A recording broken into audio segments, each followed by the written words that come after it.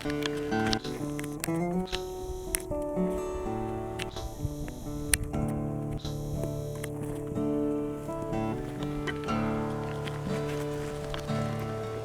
have seen my last tomorrow. I am holding my last breath.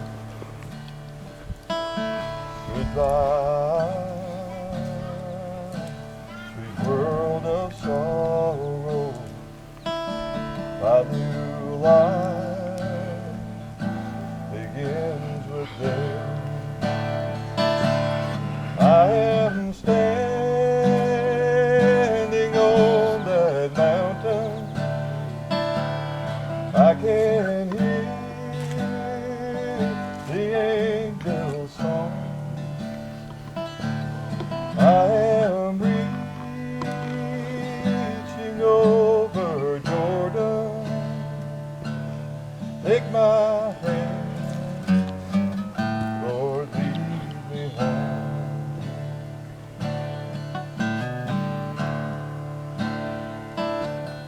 All my burdens are behind me.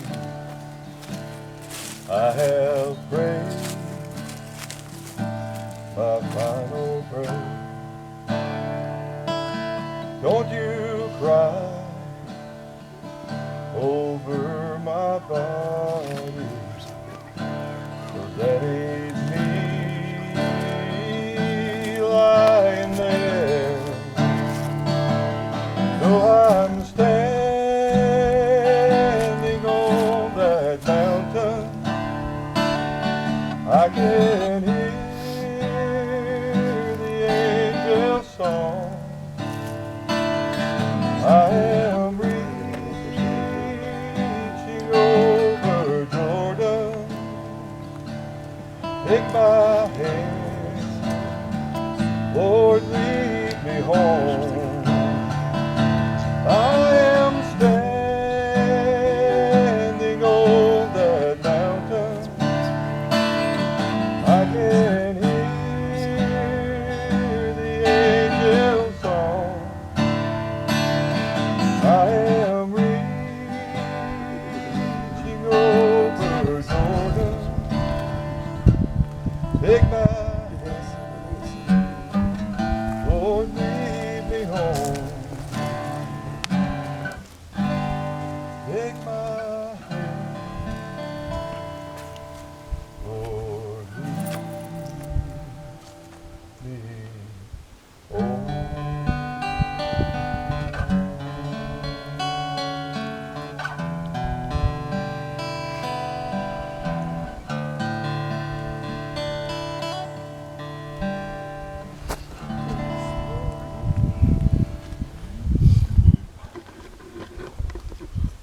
We're here this afternoon there in memory of Charlie Elbert Shorty Gibson Sr., born October the 23rd, 1926. Survivors: son Charlie Gibson Jr. and wife Lydia, daughter Tricia Ann Gibson, granddaughter Crystal Gibson Jeffries, and husband Kenny. 4 great-grandchildren. Let me tell you just a little bit about Charlie. I got something I want to read that Junior has given me. It's like, I've known Charlie since 1939. That's a long time. I started the school over here at Climax in September 1939. I was in the first grade.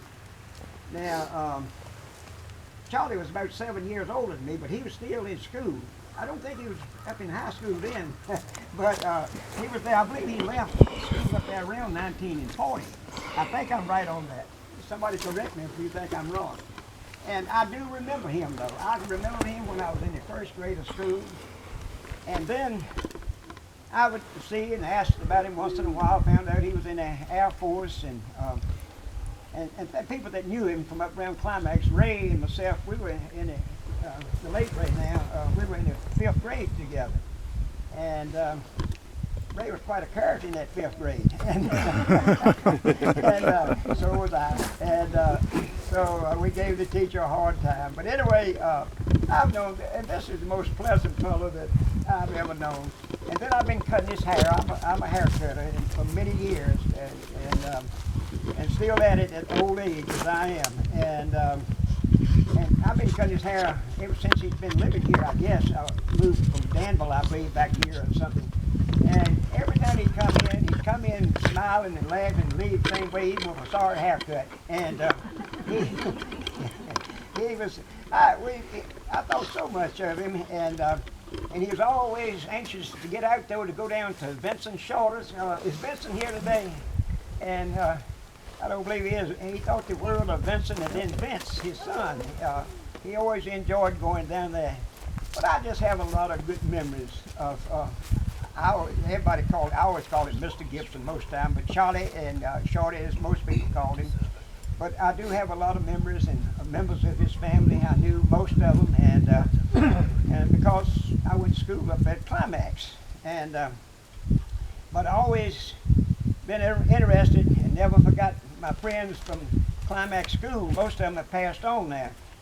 And when I told you I started school in '39, and I'm the only male that is left living from the 1st grade of '39. I can't remember. No, everybody else has passed away. Now there's some girls living, but not males.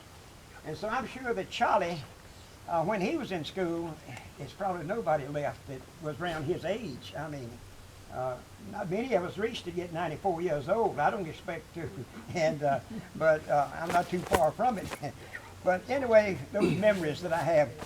But these papers here, Charlie Jr., he gave these to me to read. Let's see, where have I lost one? Oh, wait.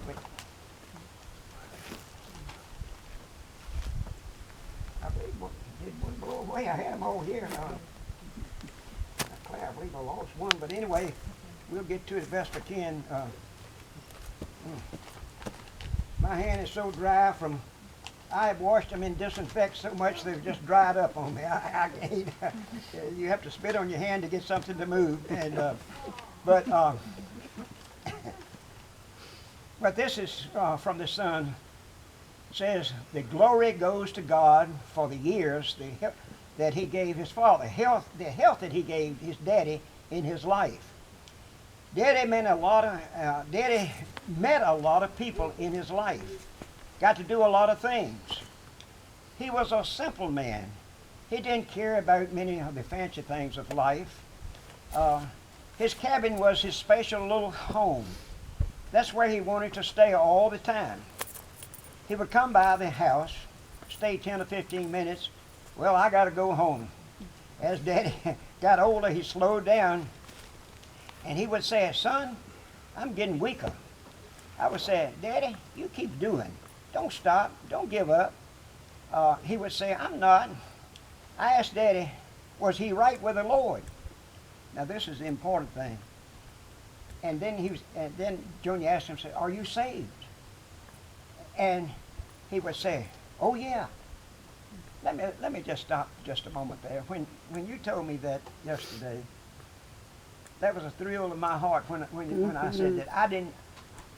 I knew Charlie well, I think, but we never talked about eternity as far as whether he was a member of the church or been baptized or anything like that. I suppose that he had. I don't know. And when you told me, though, that he said, oh yeah, I'm saved, that thrilled my heart. I mean, to think that he knew he was saved. I think a person knows he's saved or whether he's lost or not. It's no question about that. And said, Daddy's bright light was his granddaughter and her husband and grandchildren. And down the road was Jerry Wayne and Barbara Thomas. That was Daddy's blessings. And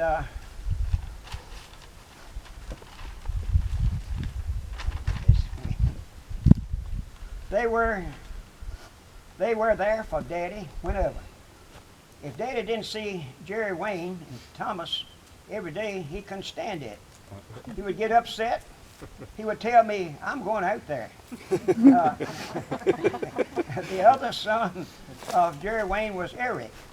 He had to do things for Daddy, bust wood, get wood in. And when he got married, Daddy was so happy for the change in his life. He worried a lot about Eric. A couple of years ago, Daddy would say, I need to get the house dusted. And I would tell Daddy, no, you don't need a dusting, you need a deep cleaning. And he would say, I'm all right. And I said, Daddy, I know a special person for this.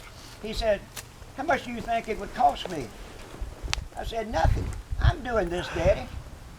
Oh, no. That's what he said, Daddy said.